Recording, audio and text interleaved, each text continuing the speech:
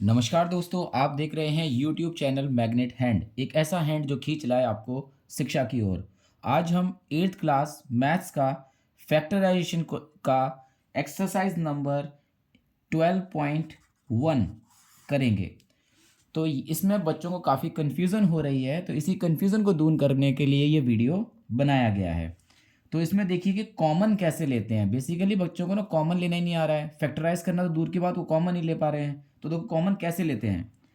तो देखो क्या होता है कि जैसे तीन वहाँ पर वैल्यू दे रखी है, क्वेश्चन नंबर 1 का चौथा पार्ट है ये।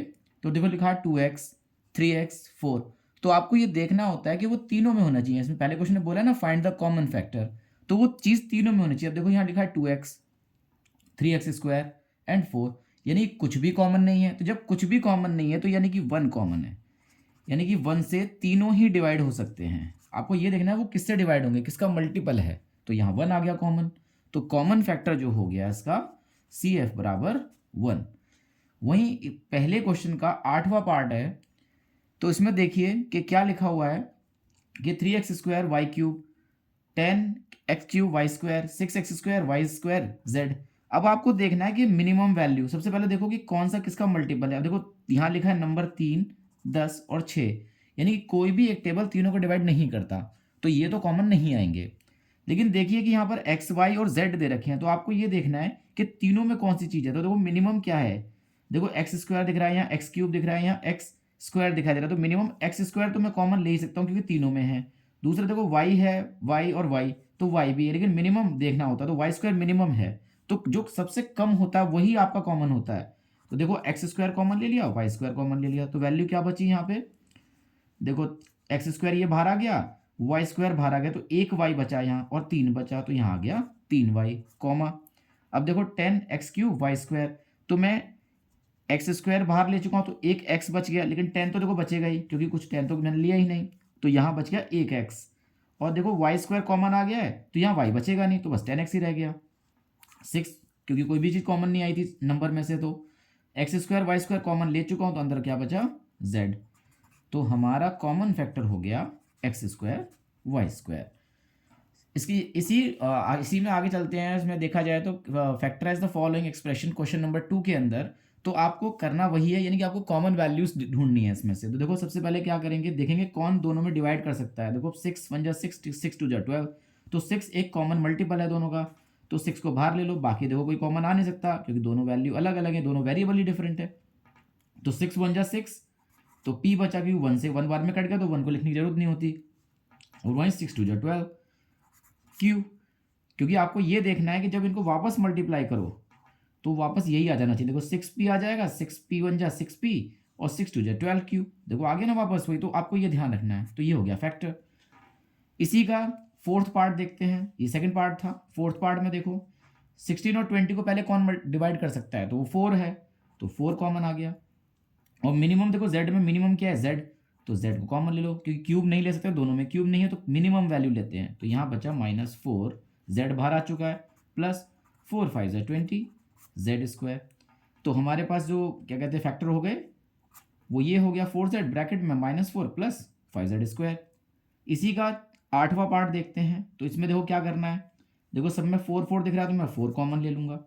और देखो सब में a दिख रहा है, मिनिमम a कितना है, तो एक सिंगल, यानी कि बिना पावर का, तो आप कम से कम एक कॉमन ले सकते हैं। तो यहाँ बचा एक माइनस का a, क्योंकि देखो 4 बाहर आ गया, a बाहर आ गया, तो माइनस बच गया, एक a बच गया।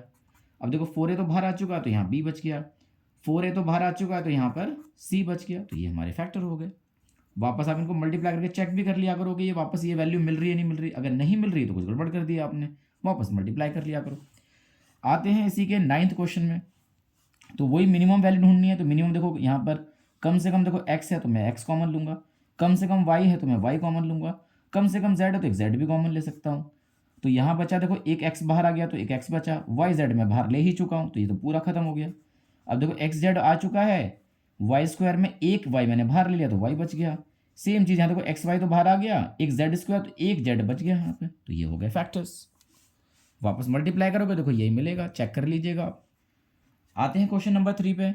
यहाँ पे फैक्टराइज करना है, तो इसमें देखो क्या रीअरेंज भी करना पड़ सकता है, क्योंकि हो सकता है आगे पीछे लिखे हो कॉमन ना आए, किसी में तो आ जाएगा किसी में नहीं आएगा। जैसे इस वाले क्वेश्चन में देखते हैं, तो देखो इसमें साफ दिख रहा है कि एक्स कॉमन आ सकता है, तो मैं एक्स ले लूँगा, तो यहाँ एक्स बचा, यहाँ वाई बचा। अब यहाँ देखो 8 दिख रहा है, तो मैंने 8 कॉमन ले लिया, एक्स प्लस वाई। और आपको ध्यान देना है कि ये जो ब्रैकेट आपके सेम आने चाहिए, अगर ब्रैकेट सेम आ रहे तो आपने क्वेश्चन सही किया है।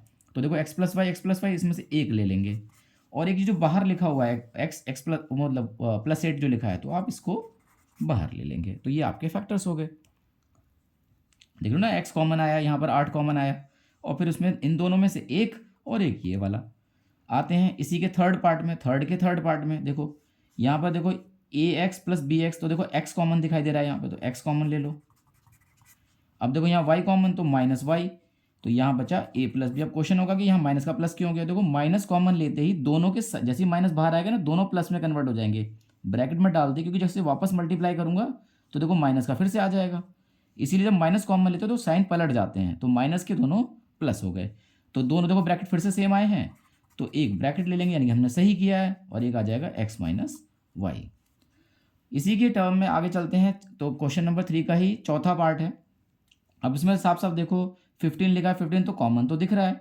यहाँ पर देखो 9Q 25P, लेकिन देखो कोई भी चीज़ ना एग्जैक्ट कॉमन वैल्यू दिखाई नहीं दे रही, तो हम क्या करेंगे कि इनको आगे पीछे करते हैं। देखो ये 15PQ, इसको तो एज इट इज़ रहने दो, तो मैं 9 को आगे कर देता हूँ 9Q, इसको 25P को वहीं रहने देता हूँ, और प्लस 15 कर देता हूँ, इसको उठा के इधर कर दिया मैंने, क्योंकि तभी कॉमन बनेगा। अब देखो इन 15 और 9 को कौन डिवाइड कर सकता है, 15 और 9 को, तो वो 3 है। और देखो दोनों में मिनिमम Q तो कॉमन आ ही रहा है, तो Q बाहर ले लिया मैंने।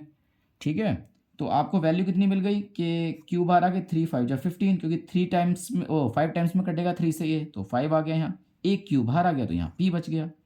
और देखो 3 3 जा 9, और Q तो मैं बाहर ले ही चुका हूँ। सेम चीज़ यहाँ करेंगे, देखो ये 5 के मल्टीपल्स हैं दोनों, यानी 5 से डिवाइड हो जाएंगे। देखो 5 5 जा 25, 5 3 जा 15, तो 5 5 जा 25, और 3 टाइम्स में इससे डिवाइड होगा। जितनी बार में डिवाइड होगा ना, वो यहाँ लिख दिया करो इसके अंदर। अब देखो फिर से ब्रैकेट हमारे सेम है, अगर हमारे ब्रैकेट सेम आए हैं तो हमने सही किया है। तो देखो ब्रैकेट में से एक ले लेंगे हम ये, और एक ये जो बाहर वाला है इसे लिख लेंगे 3Q + 5, तो ये हमारे फैक्टर हो गए। आई होप ये वीडियो आपको पसंद आए। वीडियो पसंद आए तो लाइक शेयर एंड सब्सक्राइब करें। धन्यवाद।